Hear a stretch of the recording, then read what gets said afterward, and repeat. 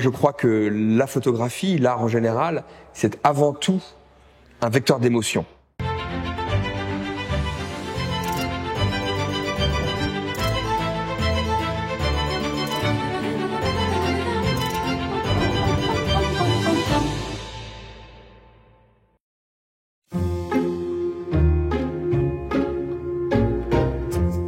J'ai commencé ma carrière à Paris en tant que curateur, on peut dire. Avant même d'être curateur, j'ai créé une entreprise qui faisait le lien entre l'art et l'entreprise. L'idée étant d'apporter un contenu qualitatif aux entreprises. Et petit à petit, ce contenu s'est affiné et s'est orienté de plus en plus vers la photographie. Parce que d'abord c'est une passion personnelle. Après les études de sciences politiques, j'ai fait mes études à Londres, mais j'ai effectué ensuite des études à New York de photographie. Et donc j'ai petit à petit emmené mon offre et donc mes clients vers la photographie.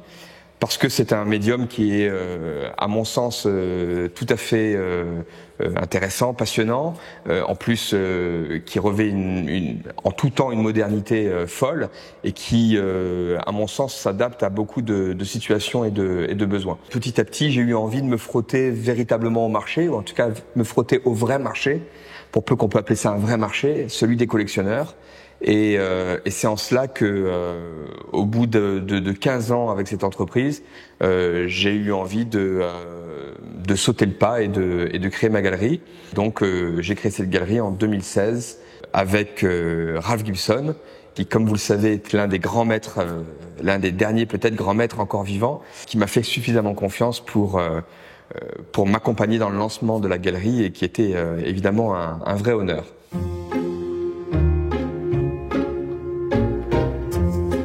J'ai pas la vision d'une galerie qui doit absolument à tout prix découvrir des talents émergents. Je pense que c'est une partie de ma mission, mais c'est pas l'unique mission de la galerie. Programmation qui est, j'aime à dire qu'elle est classique with a twist, classique avec un twist. C'est-à-dire que j'ai une volonté de présenter la photographie dans sa diversité, dans sa pluralité, avec évidemment des éléments de surprise. J'aime étonner, j'aime m'étonner moi-même.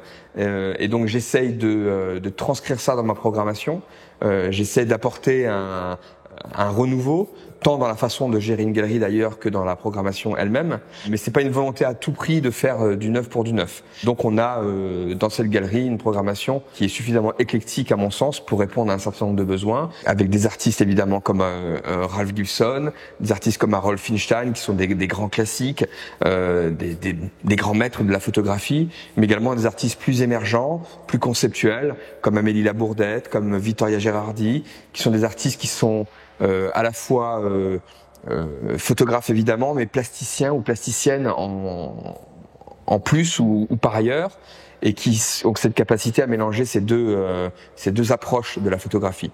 Et tout ça avec des artistes plus mid-career comme on dit, comme Catherine Ballet, comme Renato D'Agostin, des gens qui ont déjà une pratique importante de la photographie.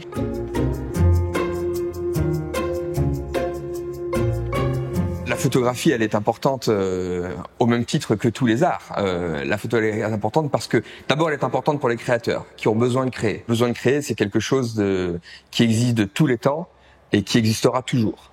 Peu importe le moyen, qu'on utilise un appareil photo ou un autre moyen, le besoin de créer est inhérent à l'être humain. Ensuite, une fois que le besoin de créer a été assouvi, il y a une sorte de dialogue qui se crée avec celui qui le reçoit, le visiteur, le spectateur, parce que lui a un autre besoin qui est inhérent, qui est un besoin de s'émouvoir. Et moi, je crois que la photographie, l'art en général, c'est avant tout un vecteur d'émotion. Alors l'émotion, elle n'est pas forcément une émotion qui provoque un sentiment de nostalgie ou un sentiment de bien-être ou un sentiment d'extase. Ça peut être aussi un sentiment, l'émotion qui est générée peut être aussi un sentiment très proche de la réflexion, de la remise en question.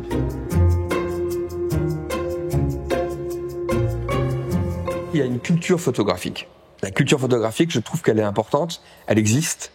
Et il faut pas la lier, au contraire, il faut essayer de la promouvoir. L'un des rôles que je m'attribue, c'est justement d'essayer d'être un promoteur de cette culture photographique. Je reçois énormément d'artistes qui viennent me montrer leur portfolio, et l'une des choses que je décèle ou que j'essaye de déceler, mais que je crois que je décèle, avant même d'avoir discuté avec le photographe, c'est est-ce qu'il y a derrière une culture photographique. Je crois qu'il ne s'agit pas juste de faire des belles images. Aujourd'hui, tout le monde peut faire des belles images. Par contre, d'avoir cette culture photographique, d'être capable de la mêler avec sa propre culture et d'en ressortir quelque chose qui est à la fois très personnel et en même temps universel, cette fusion des deux qui permet ensuite de produire une œuvre. Et enfin, en tout cas, de produire des pièces, des œuvres. Ensuite, pour produire une œuvre, il faut d'autres qualités. Il faut de la ténacité, il faut de la pugnacité, il faut affiner son sillon, il faut de l'obsession. Moi, je crois que la plupart des artistes avec lesquels je travaille et les artistes même sans travailler avec eux, que j'admire, que je regarde, que j'observe, sont des artistes qui, avant tout, ont une sorte d'obsession. Ralph Gibson, c'est quelqu'un qui, dans tout son travail, on peut le caractériser peut-être à la frontière entre l'abstraction et la figuration. Et que l'on prenne ses toutes premières photos dans les années 63-64 aux toutes dernières qu'il fait aujourd'hui, en 2018, la forme a changé, le format a changé, il est passé de l'argentique au numérique, il est passé du noir et blanc à la couleur, il est passé des petits formats 11-14 inches à des formats bien plus grands, mais le fond n'a pas changé. Il a une obsession, il a un sillon qu'il creuse, il a une recherche fondamentale au fond de lui. Et cette recherche fondamentale, c'est de trouver une réponse dans un langage qui est entre l'abstraction et la figuration. Ce langage ne peut être, ce besoin d'expression ne peut être dissocié de la photographie. Je crois que cette obsession est primordiale. Et ça, c'est vraiment la marque des grands. Et c'est notamment ce genre de qualité qui permettent de créer une œuvre.